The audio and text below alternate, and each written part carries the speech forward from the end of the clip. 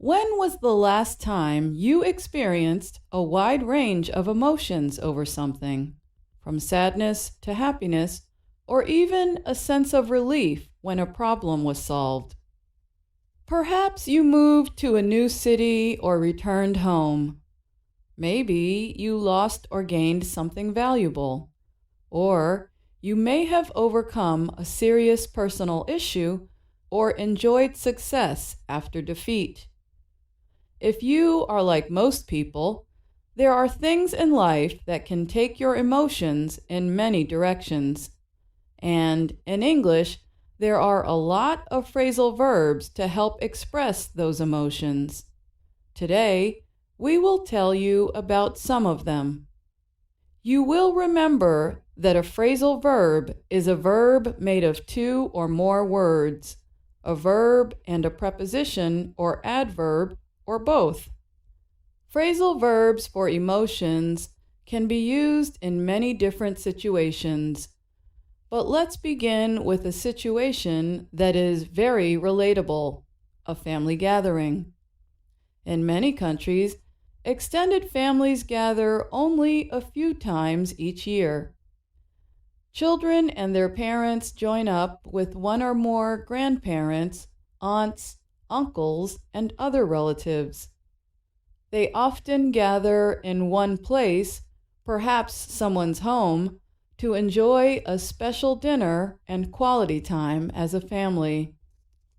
And with everyone together, things are not always perfect. There are almost guaranteed to be many reactions, laughter, smiles, maybe even some crying. Okay, now imagine that a large family is seated together at a dining table. They are having that special meal. As they eat, predictably, the talk turns to work and careers. Everyone praises one of the youngsters for getting accepted to a university. They praise another family member for landing a job they worked hard to get. But then the talk turns to a young man and his sister. The brother has some interesting words about her career. Listen to this short exchange. Next month, Zadie is going to culinary school. Culinary school. Let us know how that goes. You know, your jokes are really getting to me. Maybe you should loosen up. Not everyone wants to be an engineer. And by the way, I'm planning to become an executive chef. Zadie's brother's words got to her. If something gets to you, it bothers you and fuels anger. She tells her brother to loosen up, to be more easygoing, to lighten up about her personal choices. A few other family members then show support for Zadie's decision. They tell her how much they wish they had followed their dreams at her age. Now, at the other end of the table, a heated exchange is taking place.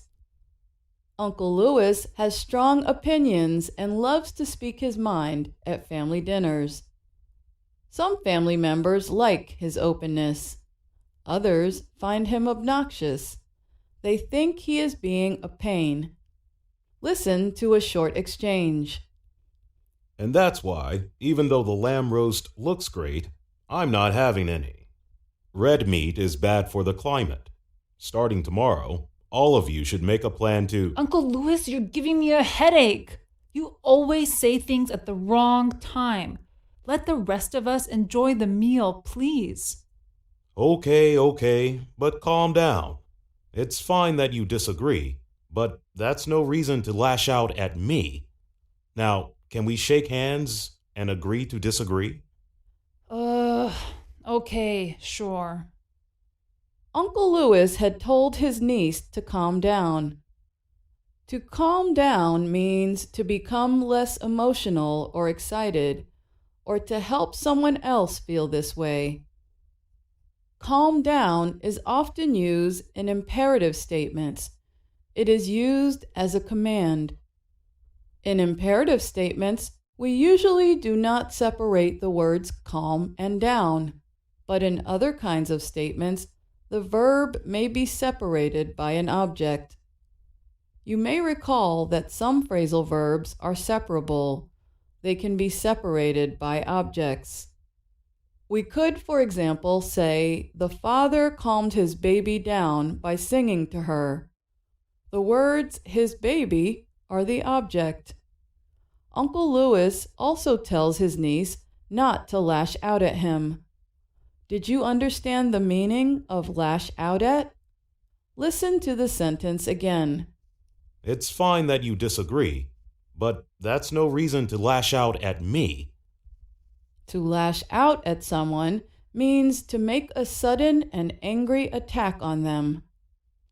Back at the center of the table, Grandpa is remembering the way things used to be. Let's listen in. I don't think I'll ever get over the fact that I only see you all a few times every year. I remember when we all lived in the same state. Aw, Grandpa, cheer up. You are always welcomed to stay with us in Washington. We have an extra bedroom with a television. And don't forget, there is video chat. I talk with Zadie on video all the time. Michelle tells her grandfather to cheer up. To cheer up means to become happier or to make someone else happier.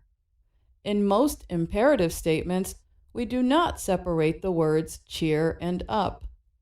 But in other statements, the verb can be separable. For example, one could say, I'm cheering Grandpa up. The word Grandpa is the object. Now it's time for the big news of the family gathering.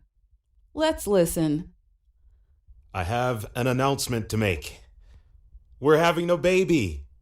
A little girl. She's due in late June.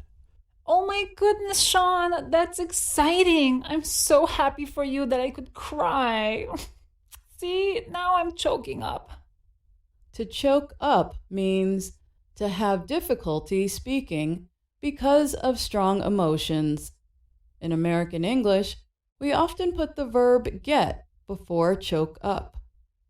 We also often add the word all. Let's hear how that sounds. See, now I'm getting all choked up. When we say it this way, the words choked up act as an adjective. There are a lot of ways to express emotions in English, and phrasal verbs can help us express them more fully. I'm Alice Bryant.